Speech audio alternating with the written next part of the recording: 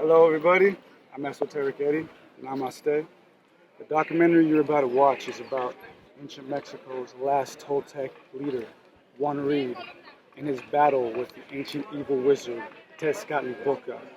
It's a redemptive tale about the destruction of the Toltec kingdom and Juan Reed's spiritual journey where he left wisdom all across Mexico, promising to come back after he mysteriously left. Well, thank you. I hope you enjoy it.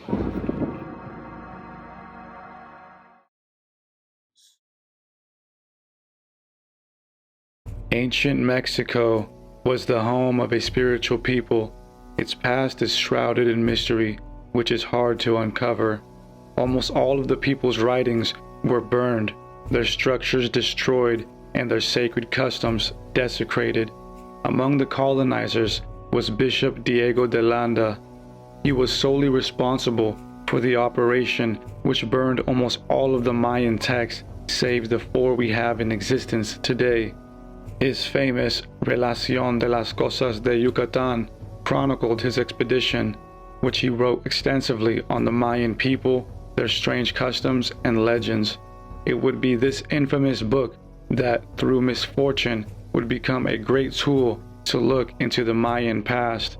De Landa utilized local informants to translate Mayan glyphs into the corresponding Spanish letters.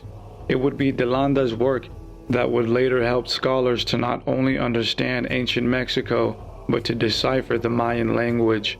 Along with De Landa's work and the remaining glyphs on stone structures, we also have the testimony of other colonizers who journaled their experiences with the indigenous Mexicans. Among these important pieces of primary source, we have the Florentine Codex. It was put together by the 16th century Spanish Franciscan friar Bernardino de Sahagún. After he conducted intense research and study, Sahagún put together the Florentine Codex. With the help of cooperative natives, he was able to design a literary work consisting of 2,400 pages organized into 12 books with more than 2,000 illustrations drawn by native artists. It documents the culture, traditions, legends, and cosmology of the Aztec people. Along with this timeless piece, we also have the legendary Codex of Chimalpopoca. The original is now lost, however, we have copies and translations. It is a 3-part codex with some parts written in Nahuatl, a native language of ancient Mexico, and a part written by 17th century Spanish cleric and expeditioner Pedro Ponce de Leon. Authors like Enrique Florescano have taken legends and writings from the people of Mexico themselves and compiled them into amazing works of literature, like his famous 2006 work, National Narratives in Mexico, A History. Mexico is a beautiful land with a history helping make up the body of humanity as a whole. Our human story wouldn't be fully told without including Mexico in this tale. In ancient Mexico's past, out of the primal days of humanity's stretching wakefulness, the earliest civilization to arise was that of the Olmecs. After them came the Zapotec, the Maya, and just before the Aztecs, there flourished for some time the Toltecs. Explaining Mexico's complex story would take a long but worthy time. However, in this documentary, I want to tell you a very specific story within that expansive timeline. A story about our ancient family, the Toltecs, their spiritual hero, Topiltzin, and his rival, who caused the empire to fall to his dark occult arts, Tezcatlipoca. I'll be summarizing the work of Frank Diaz's 2002, The Gospel of the Toltecs, The Life and Teachings of Quetzalcoatl. Diaz did the hard work of finding primary sources, both Spanish and Mexican, to piece together the chronological story of Quetzalcoatl, also titled Quetzalcoatl. Not to be confused with the legendary god Quetzalcoatl, Quetzalcoatl was a mortal, a boy who rose to be king. This king would later become faced with treachery and would have to choose between royalty or spirituality. Victor Sanchez, another prominent scholar with works on ancient Mexico, writes of Quetzalcoatl in Diaz's foreword that Quetzalcoatl Topiltzin was an extraordinary human being whose role for the Toltec and Maya was similar to that of Jesus Christ for the Christians, Buddha for the Buddhists, or Muhammad for the Muslims. With that being said, let's dive into this tragic and redemptive tale involving ancient Mexico's evil wizard.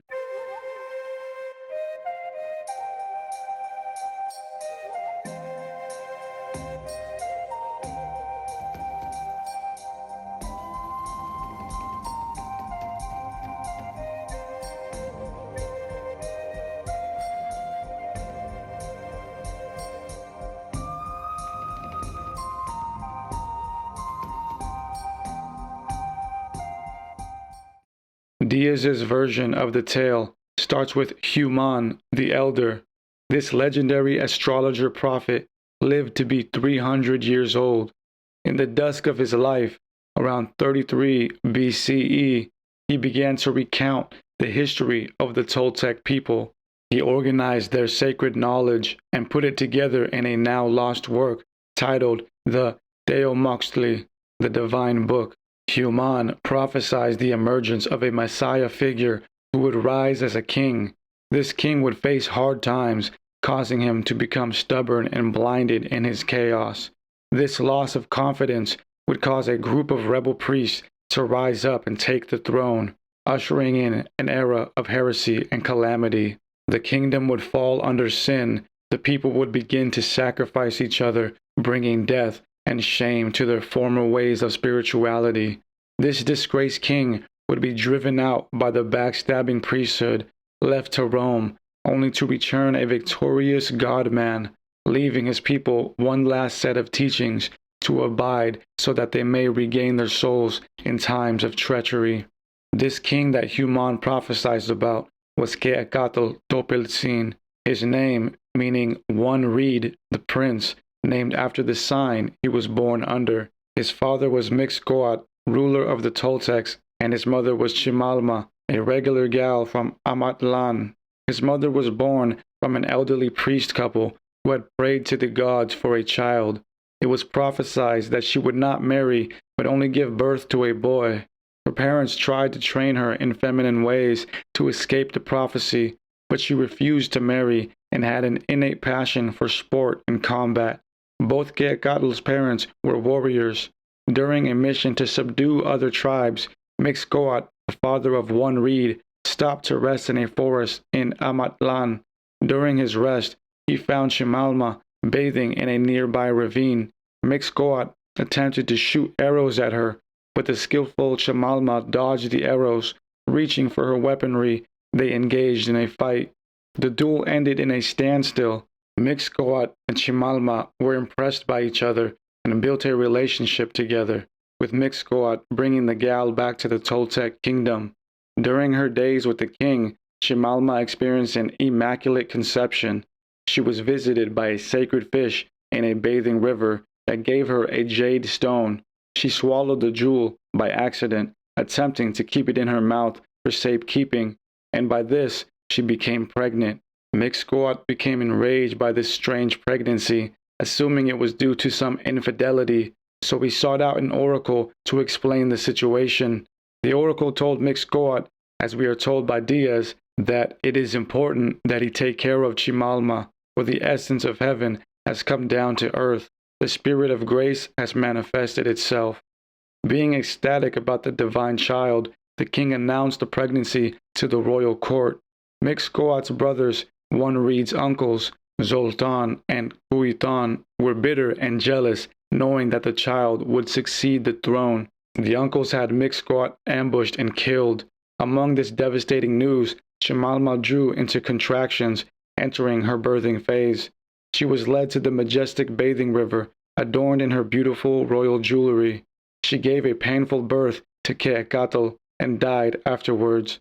The devious uncles hired some woman to dispose the child and murder him. Legend has it that they attempted to kill the baby a few times, with each time the child being saved by miraculous circumstances. In their final attempt, they threw the baby Quetzalcoatl into a river, hoping he would drown. As he was carried off by the current, they were satisfied he would meet his death so they turned around and left. Quetzalcoatl survived this treacherous journey. Being spotted by a nearby farmer, he was saved and taken into safety. Ximalma's parents got news of the rescued baby, took a hold of him, and raised him in secrecy. One Reed was agile and sportive, taking after his parents. On his 7th birthday, he was given his mother's weapons. He would often leave home to go hunt and bring back his grandparents food and trinkets. In the year 13th Tezcatl, or 959 CE, One Reed was 12 years old. It was around this time that his uncles learned of his existence. They were fearful and devised a deceptive plan to capture and kill their nephew. They sent a letter to One Reed, inviting him to the royal palace so that they could be acquainted. His grandparents were reluctant to let him go, knowing it could be the cause of his death. One Reed assured them that he would go alone, with confidence he would face his father's murderers. The uncles arranged to meet One Reed on top of the temple in the early morning. Their plan was to push him down the temple to his death. One Reed was clever and knew their intentions, so he beat them to the temple, arriving there earlier than them that next morning. As Zoltan approached One Reed first, after walking up the many stone steps of the temple, Quetzalcoatl smashed a stone vase on his head, hurtling Zoltan down the temple, where he tumbled to his death. Cuitan was also killed by Quetzalcoatl. He took their bodies and fed them to the sacrificial fire. The uncles were a deranged bunch that were cruel to the kingdom. The people were glad they were defeated. Quetzalcoatl arose to the throne of Tula and was loved by the Toltec people. His grandparents heard the news and were joyed that their grandson regained his rightful place within the kingdom. He was taught the secrets of life and metaphysics by the priesthood. He meditated in a temple for 4 years when he was 27, then went to rule over the people at the age of 31. He reached a profound state of spirituality and decided to organize the kingdom towards a moralistic society. Quetzalcoatl was now the Toltec king. He revived its capital, Tula, creating fascinating innovations. The economy was thriving without poverty. Everyone contributed, and with his spiritual guidance, the kingdom was prosperous. He was very spiritual, listening to his people and helping them with the matters of their hearts and troubles. He worked alongside the mystics and priests, adjusting the zodiac and sacred calendars. He supported the arts, allowing the culture to advance and thrive. He also supported the workers to innovate and make life in Tula wonderful. Quetzalcoatl was a pious man. During the day, he would be seen in his royal regalia, helping the kingdom in any way he could. During after hours, in his solitude, he would be in his robe with his hair down, praying to the creator of life. The peace in the kingdom did not last long. Soon, Quetzalcoatl's greatest battle began to emerge. A sorcerer by the name of Tezcatlipoca entered the kingdom and slowly sowed discord among the people, introducing human sacrifice. He was a trickster and would seduce vulnerable people by magic, sex, and drugs, causing them to turn to his cult of sacrifice and lust. No one knows where he came from. Before his arrival into the kingdom, he introduced himself to a simpleton in the forest gathering firewood. Tezcatlipoca, then appearing as a very old man, startled the wood gatherer, asking him if he knew Quetzalcoatl. The simpleton replied that he did, that Quetzalcoatl was his lord. Tezcatlipoca told the man to send a message to him that he would like to meet with him alone on top of a nearby mountain. The man was concerned and told Tezcatlipoca that he could not get the message to the Lord and that he could not meet with him because Quetzalcoatl is in meditation in the palace, surrounded by guards, only to be bothered for an emergency. Tezcatlipoca performed a magic trick, churning dead wood back into a lively branch with flowers on it, saying, "Take a flower, bring it to Quetzalcoatl, and tell him to meet me on the mountain and say that the king, his father, dwells on the other side of the world and is waiting." The old man was startled and fled. Quetzalcoatl heard of the strange encounter and went to meet with the old man, accompanied with his guards. When they found the old man, he was deranged and said, "I don't know who you are looking for. I am only a wanderer looking for crumbs to eat." The king was confused about the encounter and did not know what the omen could mean. Tezcatlipoca was known to be a shapeshifter and would sometimes transform into a sexually beautiful woman to seduce people. He did this to Quetzalcoatl. One day, when the king was bathing in an aqueduct, two whores, it is said, approached him naked and said they were from a foreign land, Zapotlan, and came seeking refuge. Quetzalcoatl, trying to keep his morals, told them that they must speak with him properly the next day in his quarters. The next day they came dressed provocatively and seduced the king. He didn't fall into their trap. However, the townspeople saw the whores entering the building, and rumors spread that the king and the priest were partaking in lust. So some of the people began to do so also, and some of the royal women were intrigued and began to seduce the priest. Not long after, the whole capital was engaged in lust, and babies were being born out of wedlock. Quetzalcoatl went into prayer for some time, trying to find a solution. One day, he decided to meditate at a shrine near a ball court. Tezcatlipoca sent divine emissaries masked as regular people, challenging Quetzalcoatl to a ball game. Quetzalcoatl agreed and won the game. After asking for his reward, they offered him corn, but he refused because the deal they made was for precious stones. They then threw the corn and cursed him, saying his people would now have famine. For 4 years, the kingdom went through intense climate changes, starting with heavy snows, then intensive heat and lightning. A drought fell on the land. The crops were failing. People were suffering, some turning towards a desperate zombie-like fatigue. Quetzalcoatl prayed to Tlaloc, the patron god of the rains. After his powerful ritual prayers, he was answered to, but Tlaloc said for there to be food, Quetzalcoatl must sacrifice the daughter of one of the neighboring kings. Quetzalcoatl was distraught about the solution and told his priests to keep it a secret, but Tezcatlipoca incited the people, spreading the gossip, demanding that the neighboring king's daughter be kidnapped, for she was the cause of the curse. Tezcatlipoca and the mob went to the neighboring kingdom, which was weak and outnumbered, demanding that the daughter be given to them. She was regretfully given up, and when brought back to Tula, she was brutally sacrificed, and this was the beginning of human sacrifice. After this, the rains came back, and the land became fruitful again. Tezcatlipoca convinced the people that the gods demanded human sacrifice, and through this, they will prosper and regain their strength. Tezcatlipoca killed an old woman, skinned her, and had one of his followers wear her face. He then went around persuading the people to offer themselves in sacrifice to the gods in return for eternal life. The people, in a trance and gullible, began to self-sacrifice. The corrupted priest began cutting off the heads of the hypnotized people, volunteering for this gruesome ritual. Tezcatlipoca went on a ravaging escapade to slowly destroy the spirit of the Toltec kingdom. Next, he went into a sacred temple where a divine black stone was kept. It was used to talk with the creator of all. The evil wizard drugged the guards, then broke the stone into pieces, breaking the connection with the creator of all. Strange omens began to appear. An enigmatic alien person, tall with white skin and blonde hair, appeared in the kingdom, sitting on a rock. The hunters stalked it, then captured it. They killed it and attempted to take it to the capital. Upon their arrival, the strange white being's mouth opened. Toothless, its mouth gave off a disgusting stench. The being was gurgling back to life. The people were afraid. Tezcatlipoca urged the people to take it away to the nearby river.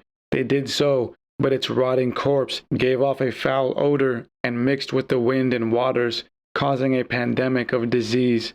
Curses began to fall back on Tula, causing locusts and worms to swarm the fields and destroy the crops.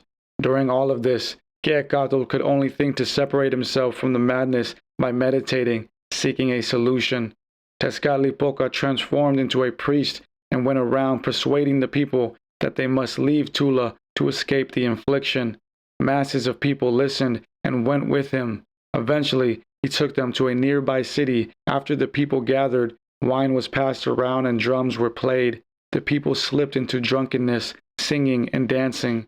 Tezcatlipoca put them into a trance, beating drums harder, louder, and faster, putting them into a hypnotized state. He then led them to a nearby cliff where they all fell over and died. Some, barely surviving, would try to climb up, but were met by the evil wizard and his sledgehammer, where he would bash them in the skull. After all of this, Quetzalcoatl knew that he had to do more than meditate and pray. He attempted to have the whole city pray together. After the prayer, a bad omen was seen. A deformed deer staggering out of the woods, headed directly towards the king. As it reached Quetzalcoatl, it disappeared. All the people grew afraid and started to believe it was the king who was behind all of the curses and destruction. The kingdom was starting to falter, and people's spirits were growing weak. The priests began to conspire against Quetzalcoatl in secret, trying to decide how to bring the capital back together.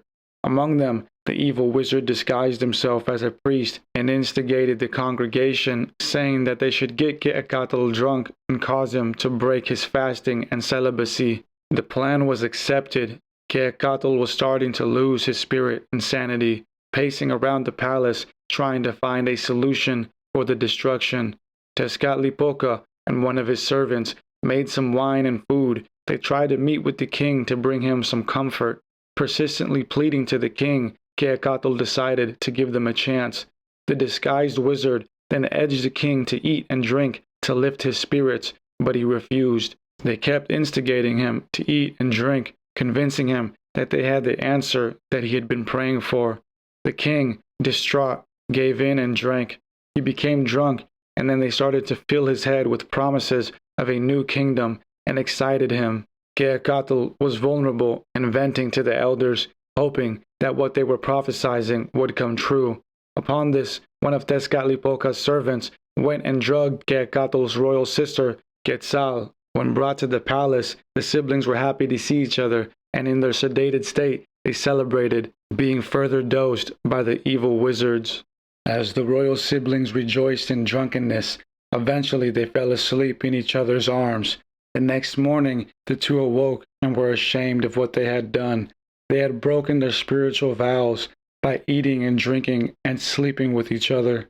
Tezcatlipoca went around telling everyone of the incident, shaming the king. This was the last straw for the people and the priest. The councilmen held a meeting with the king and commanded that he leave. Quetzalcoatl was banished from the kingdom. He was defeated. His last remaining friends and followers comforted him. He demanded them to hide his remaining riches in the mountains, burn whatever remains they couldn't carry with them. And before departing, Tezcatlipoca incited a mob to mock and throw stones at Quetzalcoatl and his followers. This was the end of the Toltecs and the kingdom of Tula. It became a barren and desolate place. Quetzalcoatl went on a spiritual journey with a few servants and followers, carrying the remains of Toltec art, riches, and history. As they reached the outer forest, he went into meditation and contacted his spirit guide, who told him to carry on, for his time on earth was shortening, and he was destined for peace and eternity. Upon his travels, his followers became frustrated and argued on which way to go, but Quetzalcoatl, or One Reed, now entering an existential state of being, answered them, saying, "Think about it, friends. Nowhere on this earth will we find rest. Choose the direction that you find to your liking." He knew that nowhere would humanity find peace in a corrupt world. Peace could only be sought after from within. Many left the journey, and some stayed with the mystic. They reached a natural fountain spring in the forest, and there One Reed meditated.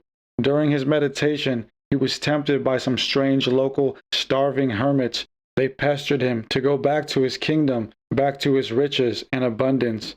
The king refused, and after this, he commanded his followers to throw all of their belongings and remnants of the old Toltec kingdom into the fountain.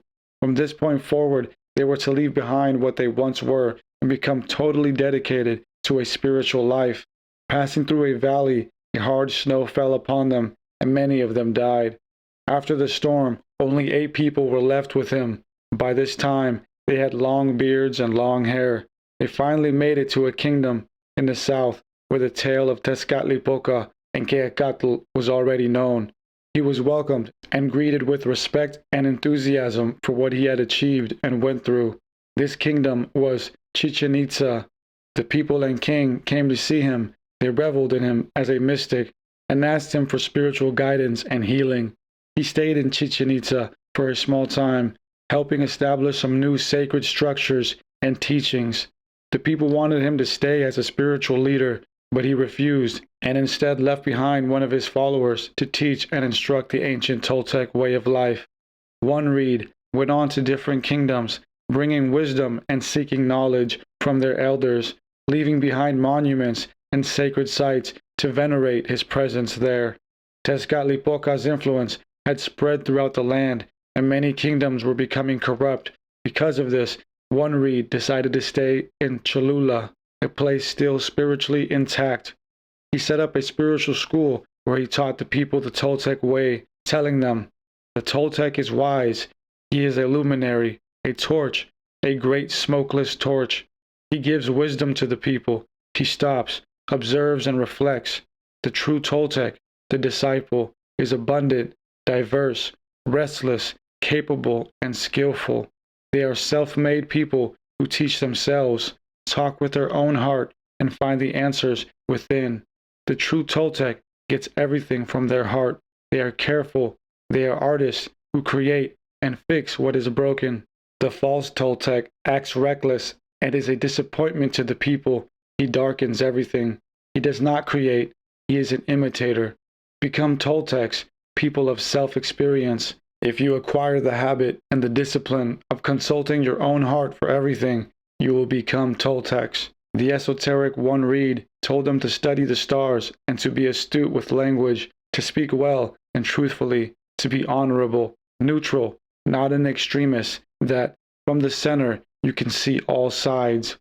He also warned them of sorcerers, the false wise ones, and the false doctors who bring only death and darkness. The people were encouraged to remain self-sustaining and to keep their morals and traditions, to be healthy and sober-minded people, to be creative, and to continue to learn and innovate.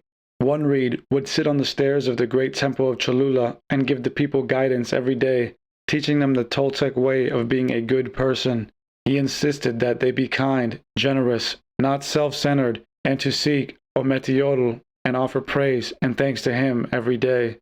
He warned them against the greed for riches and that a person should seek to provide and build rather than to wait around and be given. Tezcatlipoca was praised and held in high regard. After some time, the king of Cholula put together a royal banquet and invited the mystic. Tezcatlipoca showed up, only wearing his spiritual robe. The guards mistook him for a beggar and told the king some poor man was looking to come inside. The king told them to throw him to the street. When it was later found that it was Tezcatlipoca, the king was embarrassed and in front of everyone apologized and cried at his feet, asking him for forgiveness. Tezcatlipoca gave a wonderful speech, saying that we are all naked, we are all dust, and that God will one day become tired of you, and you will be nothing but a skeleton, and only in God are we rich in appearance. The king was moved and sorry for his actions, and from then on great importance was placed on spirituality in the wider kingdom of Cholula. On life and death, Diaz informs us in his amazing book, The Gospel of the Toltecs, that One Reed declared, "Do not deceive yourselves. The dead ones do not die. They wake up. We who live here are not really living. We are dreaming. To die is to become a god, a sun, a moon, a star, the wind, the sea, the land." Tezcatlipoca later had a dream in which it was revealed to him that he must leave Cholula. Preparing for his departure, the embassy of the kingdom tried to dissuade him, but he had his mind made up. His followers and the priest were saddened and tried to guilt him into staying, but One Reed replied, "Have you really had me among you? Have you truly had need for me? With anguish we live on earth, but ask your memory, is this our true house? Observe the signals. Our existence is found in another place." After 10 years of being with the people there, he left Cholula, leaving with a tribe of followers again. He departed on his last journey. The mystic and his followers came upon obstacles and strange encounters. Arriving upon a great roaring river with no way to cross, his followers already began lamenting their choices and were distressed, trying to find a way to cross. One Reed was annoyed and shouted at them, "Cowards, What are you afraid of? Who knows if we must live or we must die? Why do you hesitate, precipitating the end in this way? Make an effort. One reed struck his foot on a boulder, causing it to miraculously crack in half, falling into the river, creating a bridge. They also came upon a strange encampment where some psychonauts were sitting in a stupor. They were known as the Thinkers. One reed inquired of their matters, concerned about their corpse-like appearance. He questioned why they sat there, not making any use of themselves. They responded nihilistically, stating that if death is to come to all, then why not wait for it in one place? What would be the purpose of attempting to achieve anything? One reed was bothered by their vainness and saw the spirit of Tezcatlipoca within them. He condemned them, saying that all creatures, even the animals, serve the creator of all, Ometeotl, with their works. He said to them, "Your work is useless, and your anguish is in vain. How can you be so quiet when you are at a feast?" The thinkers sat there, expressionless and motionless, pondering the vast nothingness of death. Quetzalcoatl was disturbed, so he gathered his followers and then left. The mystic and his followers endured more hardships and encounters. One reed's mission was coming to a completion. He knew it was time for him to leave this earth. On their path, they came across some dancers, painted and dressed in anklets and rattles. They were filled with joy. They danced wildly, spinning, popping and locking into amusing postures. They followed the law of their hearts. One reed was amazed and inquired about their attitude in dances. They responded, saying that an emissary of the Creator of all showed them this practice. One reed was amazed by their tale and joined them in their dancing and singing. He felt a joy in his heart. He felt he understood his purpose, and it was to serve the great Creator, to rejoice in life for him and because of him. After many travels, one reed eventually found a sacred place and had his disciples build an altar where he was to burn himself alive. His followers cried and asked in despair if this was absolutely necessary. It was so. He sat there in silence, meditating on the altar, preparing himself for the grand transition. After a few goodbyes and smiles at his disciples, he burned himself and left the earth. After the self-immolation of one reed, birds from all over came to witness the ritual, and a storm with bolstering thunder appeared, accompanied by an eclipse. During this strange phenomena, Quetzalcoatl's heart rose from the ashes like a bright jade stone. It then levitated towards the sky and disappeared. And from that day forward, his heart was known as the Morning Star. His many disciples were saddened, but soon grateful to have been in the presence of a great and wise Messiah. Legend has it, after 4 days, he was seen walking around, back from the dead. He returned among his weeping disciples, and surprising them, he instructed them further on life and death to continue spreading the Toltec way. He blessed them once more and instructed them, commanding, "Wherever you go, ask for the history of that place, understanding the dark side of the people there, and helping out in their rituals and traditions only as long as they are favorable to your nature as Toltecs. But be aware of human sacrifices and idolatry, and carefully protect yourselves from them. In your routines, study the sacred books, for they are Ometeotl's voice, and talk daily with your heart." He preached and prophesied for days. He assured them that although he would be gone physically, his spirit would be with them. After this, he left the earth for good, departing on a raft towards the sea, where it then lifted and went into the heavens. After all of this, Tezcatlipoca and his priest became enraged and sought out all the remaining Toltec followers, killing and destroying them and their remaining cities. After some time, Tezcatlipoca told his men to cease the hunt and let the pitiful number of Toltecs scatter, for their age was over. It was then the age of Tezcatlipoca.